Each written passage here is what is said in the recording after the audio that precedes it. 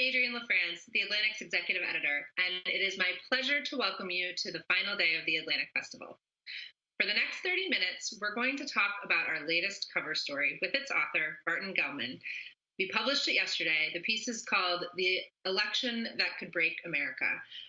So it's my pleasure to welcome Bart. I'll mention one housekeeping thing, which is if you have questions as we're talking, you can submit them in the chat function, and we'll get to those. But first, Bart, I'm very excited to get to talk to you about this extraordinary story and the reporting behind it. And I want to start with one of the sort of the central premise of the piece, which is that Donald Trump is not going to concede the election. And you write with great certainty about this. So I wanted to start by asking you, why are you so sure, and why are other people so afraid to be as sure as you are? It's a funny thing for a reported piece of mainstream journalism to give a confident prediction about the future. So, I have no more gift of prophecy than anyone else. But this is a rare case in which all the evidence, just literally all of it, lines up behind a proposition, which is that Donald Trump may win, he may lose, but he will not now, not ever concede that he was defeated in the election. Everything about his history, everything about his personality, and everything that he's actually said, which include flat out statements that the only way that he can lose this election is if it's rigged against him. He said that not in an off-the-cuff remark, although he did say it many times off the cuff, but he said it in prepared remarks when he accepted the nomination for president of the Republican Party at his convention last month. It's also true that there have been well-reasoned pieces that discussed Trump's qualifications for a medical diagnosis of psychopathy and narcissism, and the prominent features of those diagnoses would indicate that someone would be unprepared to accept defeat. Well, and even just yesterday, a report after we published your piece, and I should mention we published it several weeks early because of the urgency of your reporting and the stakes. And after we published it, a reporter asked Trump about, whether he would commit to a peaceful transfer of power. And he said, quote, "Well, we'll have to see what happens." So again, to your point, he said, addressed this directly again and again. One Trump advisor told you, of course, of your reporting that we have, and I'll quote, "the basic ingredients for a shitstorm on election night." And so I wanted to sort of look at the chronology here, like what happens on election night. A lot of what you look into is the uncertainty and this period where we won't know yet who has won. Talk about that a little bit, if you would. Sure. And can I just throw in one response to the quotation you made of Trump? What was so striking to me about yesterday's comment is not just that he said we'll have to see whether he would accept a peaceful transition of power.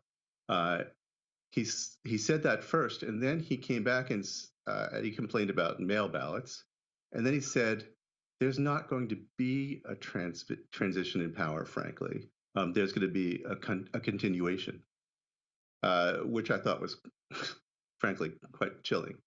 I mean, for an American president to say that there's no chance that he'll be voted out of office is just profoundly anti-democratic and dangerous and norm-busting. But let's go back to your question. So what happens on election day is that you have lots of in-person votes, and you have in most states, election administrators are allowed for the first time to begin processing mail-in or absentee votes. And the processing is significant because there's an outer envelope which has a signature and credentials and maybe a scannable barcode. And you have to check whether the person whose name is on that ballot has voted in person to make sure that nobody votes twice. And there's even just the physical act of ripping open the outer envelope and checking the status of the inner envelope. It takes, I don't know, a decent fraction of a minute to go through one of those votes. Now you do that times however many millions of ballots there are cast in a state over however many thousands of polling places and say dozens of counties in a state. It's a slow process. It's not going to be finished on election night. There are a couple of states that allow this processing to take place ahead of time, including Florida, which is an important one. But in most of them, there will be huge backlogs.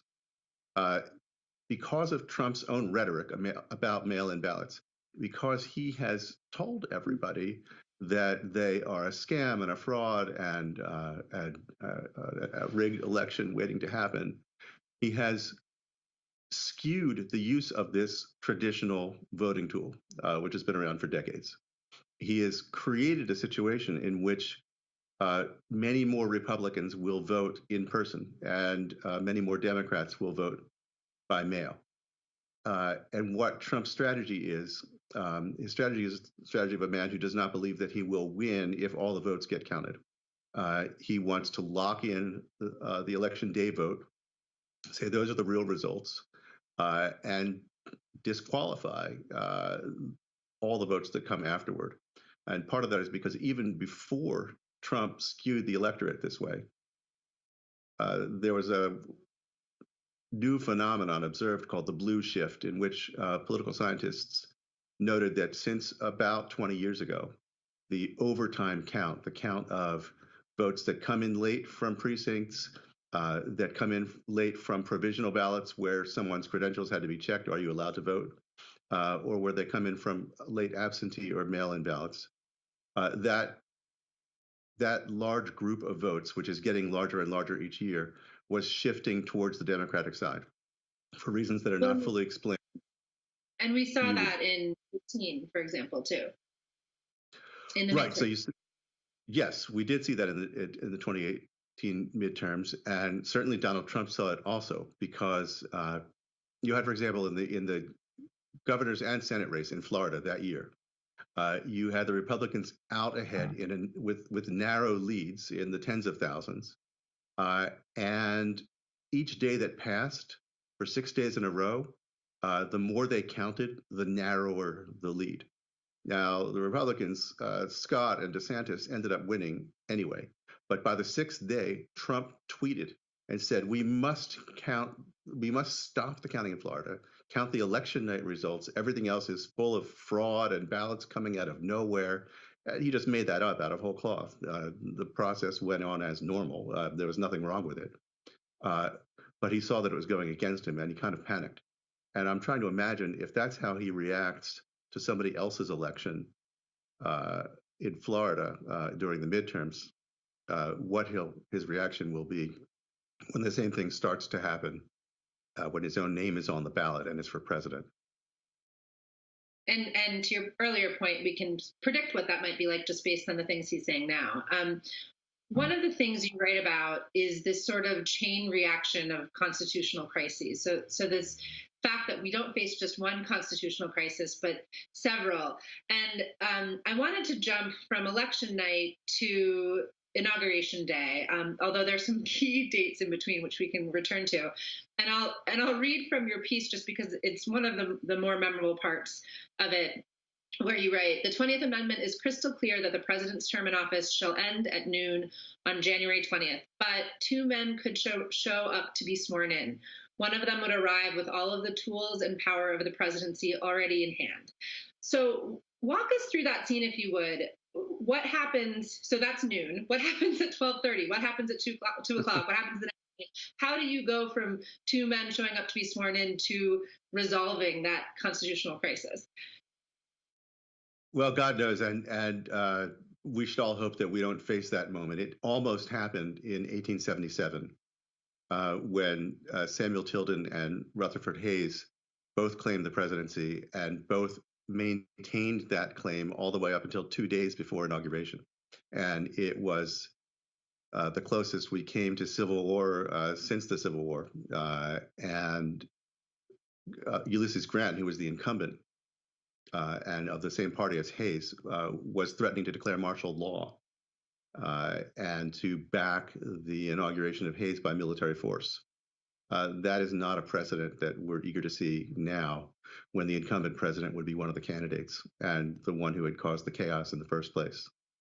I mean, I think to understand what happens on Inauguration Day, we have to rewind to that interim period that you defined. I call the period between Election Day and the inauguration the interregnum. It is the fragile point in any country in which you have a transition, potentially, of power from one person to another. We've been able to take almost for granted in this country that it would happen peacefully and according to norms, and that the defeated candidate would concede. It was important to me to state flatly that Trump will not concede, because once you take that seriously, you see what cascading effects it has throughout the whole interregnum. We haven't had it before. We have never had, except in 1877, a defeated candidate who refused to concede. And concession is the way we end elections. We don't have a proper umpire who can call the balls and strikes and tell you where the score is and blow the whistle and say the game is over. There is no singular authority like that in the context of a presidential election. And so if everybody, according to all previous precedent, says, well, you've lost, Mr. President, he can just say, no, I haven't. I refuse to have lost. And here are all the ways that I can keep this dispute open. And if one officiant tells him, no, you lost here, he can go to another one and he can forum shop. And so, for example, the thing that was maybe the most dramatic revelation in the piece was that the Trump campaign is thinking about, and to some extent talking to others about, a process by which it would bypass the results of the popular vote in state elections and seek to directly appoint electors who are loyal to Trump. That is to say, and to interject quickly, not just thinking about it, but in fact talking to state level election officials about how they do this. Right. So, for example, the chairman of the Republican Party in Pennsylvania told me on the record that he had discussed this scenario with the Trump campaign. Now, we take for granted, because it's been the case for 150 years or more, that we choose electors in the Electoral College based on the popular vote in your state. So whoever wins the popular vote in Michigan gets all those electoral votes. But what if the Trump campaign goes to the state legislature in Michigan and says, according to Article 2 of the Constitution, the state legislature may direct the selection of electors by any means it chooses. It says the vote is corrupt. These mail votes were full of fraud and forgeries. The election is rigged. The count can't be trusted. We need you, Republican state legislators, to simply appoint the electors who represent the outcome that we think really happened and that we want to happen. And it turns out that of the 6 most closely contested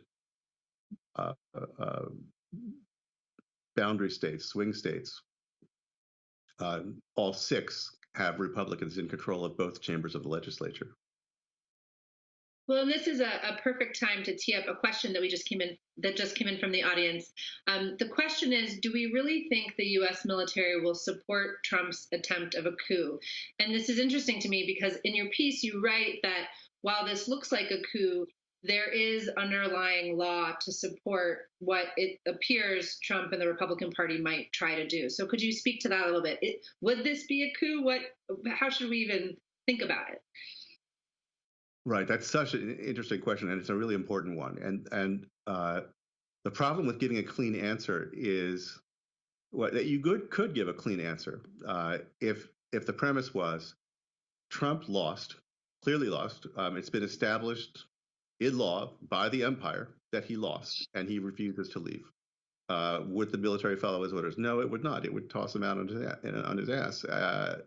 The problem is that Trump has the means, as incumbent president, because of the ambiguities and jurisdictional limits and tangled rules of the system, a sufficiently ruthless incumbent can prevent the electoral system from coming to a clear resolution. For example, if he has the states, if he convinces a state legislative delegation to appoint Trump electors, and then let's say the election commission sends forward its certificate of who actually won the electors in the popular vote. Now there are two slates of electors coming before Congress. And because of the interaction of the 12th Amendment and a law called the Electoral Count Act, it now falls to Congress to decide which slate of electors, if any, to accept as representing the votes of Michigan or Pennsylvania or some other swing state. And by creating that legal ambiguity, by creating that procedural hiccup in the rules, Trump has now prevented anyone from saying, in this scenario, Joe Biden has been elected. So the military would not be confronted with a clear-cut case of a president who simply refused to leave. He would still have an open case according to the rules and the laws that he might be president. And Trump is a genius at suborning people by finding gray areas in the law or the rules or the norms that they hadn't thought of before. And I don't think that the military is prepared for a scenario like this. And I don't think it would clearly know what to do. Military folks know that they have a duty to disobey unlawful orders. What counts as unlawful here? One of the more striking sections of your piece is when you're going to expert after expert. You know, these are legal scholars and others who have spent entire careers sort of thinking through the complexity of the transfer of power and the fragility of it. And again, you encounter people who say there's no way to sort of resolve the chaos that could be awaiting us. There's no one knows how to, if we get to that extreme, how to get out of it. And I'm curious, just looking, to give folks here sort of a behind the scene look at the reporting itself, as you were talking to people and getting that same sense of confusion again and again, sort of what was that like for you in the reporting process? I mean, what was the most shocking or worrisome, or how did it sort of start to snowball in a way that made you understand the big idea of the piece you were writing? I really did assume and hope that there is an umpire, that somebody gets to finally say, here's the score, and the manager of the losing team can bellyache as much as he wants, but it doesn't change the score. It doesn't change the fact that the game is over. And there's something definitive about that. And our system is not built to give that kind of an answer. Our elections are administered by 10,500 local jurisdictions that have autonomy and that count their own results. And then there's a Secretary of State, and there's a governor, and there's a legislature, and there is an electoral college. And these things ordinarily are figureheads. They're of no consequence to the result. Once the vote is counted, and on edge cases, there's litigation about whether votes should count or whether, in Florida, this hanging Chad should be ruled as a vote or not, and so on. But historically, the Electoral College has not been a scene of controversy. In fact, the Electoral College per se doesn't even meet at all. I always pictured it as being one great big assembly of 538 electors. But in fact, they meet individually in their state delegations, in their state capitals. So the Electoral College as a unit doesn't even actually exist. But if two people or two groups of people sit down in meetings on December 14th and purport to be the electors from the state of Michigan or the state of Florida or the state of Pennsylvania, nobody knows what to do. It falls to Congress under the Electoral Count Act to resolve that. And the instructions in this piece of legislation are as opaque and self-contradictory as any statute I've ever seen. There's one single sentence in the statute that I don't think any human being could read aloud without taking a breath. It has in it basically a logic bomb, such that you could read it to mean two completely opposite things about how you decide which electoral votes count. And if Congress remains split after this election, if because it will be the new Congress that decides, new Congress sits for the first time on January 3rd, and Congress does the official formal count of the electoral vote on January 6th. If the Senate is still in Republican hands and the House is still in Democratic hands, the two houses can disagree with no obvious means of breaking the tie. Since you mentioned, it's all horrifying, by the way, and fascinating. Since you mentioned hanging chads, I wanted to ask, you've talked about postmarks as being the sort of new hanging chads. Can you talk a little bit about that? And someone in the questions has asked, or someone in the audience has asked a question about mail-in ballots and the complexity there. So postmarks, what can we expect? It varies with state law. In some states, postmarks are not important because the ballots can be counted only if they arrive no later than election day. In fact, I think in one state, no later than the day before the election. And so it doesn't matter whether they're postmarked, either they're in hand on election day or they're not. And if they're not, if they arrive afterward, they're not counted. In other states, either because of litigation and a judge made this ruling or because of state law, a ballot can be mailed on election day, arrive after election day, and still be counted. If that's the case, then you need a postmark to prove that it was mailed by election day. And not all mail is postmarked. And sometimes we've all seen it on our own letters. The postmark is very faint and hard to read. And is that a 3 or a 2 or a 4? And you're going to have people squinting over the postmarks to argue about whether the vote should be counted. And the Trump team is going to have lawyers in just about every county in the country that will be examining these mail-in ballots piece by piece, looking for reasons to disqualify them.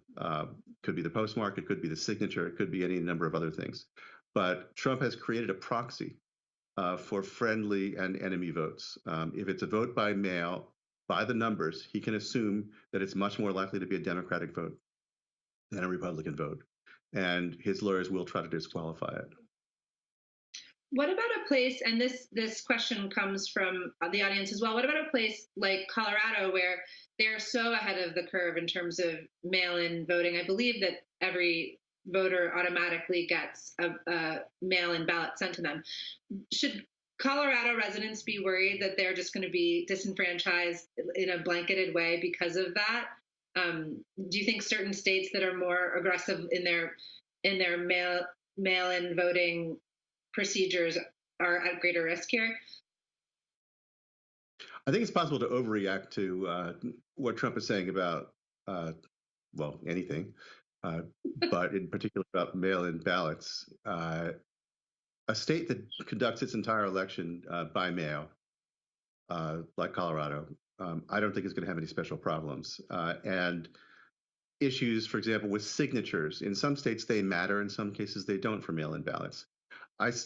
Mail-in ballots are rejected for routine reasons because people make mistakes and they're complicated, much more often than votes in person. If you're going in person and you sign in on the wrong line when you arrive, somebody will point that out to you and say, please sign here instead. If you sign the wrong place on your mail-in ballot, you may not have a chance to cure that. Some states try to send it back to you and have you redo it. Some states don't, depends on time. But signatures in other states aren't even an issue at all. So don't generalize. I still think mail-in ballots are safe and effective, but you have to pay careful attention to the instructions.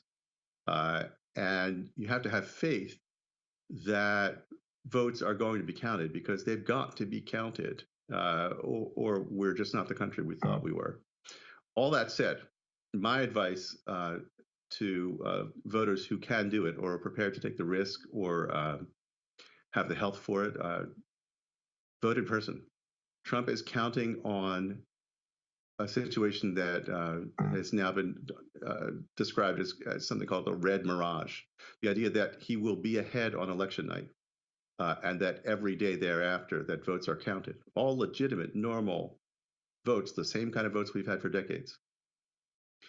Every day thereafter, he's going to start losing more and more. And in a scenario in which he's ahead on election night and Biden actually wins once you count everything, that's a dangerous moment. That's a dangerous period of days or weeks of instability when you have a guy recklessly claiming that there's some kind of foreign fraud or George Soros project or vote rigging. There is nothing wrong with mail ballots. President Trump is making this up out of whole cloth, but it will be a destabilizing period if he's winning on election night and loses after that. So if you are worried about that and you can vote in person, then vote in person. So voting in person is one thing. I want to use our short remaining time to talk about some of the other things that people can do to protect democracy in this chaotic moment. You have a list, a very useful list in the piece. Can you talk about some of the other things that you think need to happen now to prevent the worst case scenario? I think the first and most important thing is a mindset. We have to stop thinking about this election as though it's going to be normal. Stop thinking about it as, who's ahead in which state and when can we call them and what paths through the Electoral College does each side have to win based on what we've seen so far. We have to expect extra constitutional events. We have to expect Trump to go way beyond what any other candidate has ever tried to do, to influence and corrupt the count, and be ready for that. If you're not fully in that frame of mind, then it's going to dull your reflexes, and you won't know what to do fast enough as it happens. Once you've thought in those terms, then it depends on what your role is in society. I mean, if you're an election administrator, you have to think about contingency plans for what happens if someone tells you have to stop voting. What authority do they have? What lawful authority do they have to tell you to stop counting? Or what are you going to do if a crowd tries to press in on you and reenact the Brooks Brothers riot of the Florida 2000 recount, when paid operatives from the Bush campaign physically prevented election administrators from counting? Do you have contacts in your local police? Do you know what your plans will be? Do you have an alternate location where you can do your work? If you are a police officer, you have to think hard about your obligation to protect the vote as the absolute core political right of a democracy.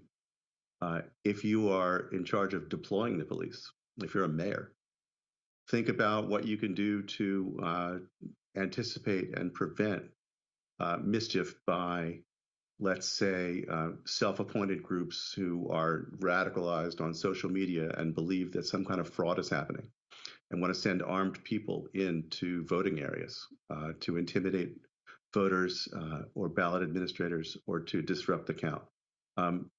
Where might that come from in your area? How might you deploy the police against it? If you're a member of the military, remind yourself at this crucial time of the obligation to disobey unlawful orders. If you're a member of the permanent bureaucracy of the federal government, we're counting on you now to do the right thing when you're asked to do the wrong thing. We're counting on that now more than ever.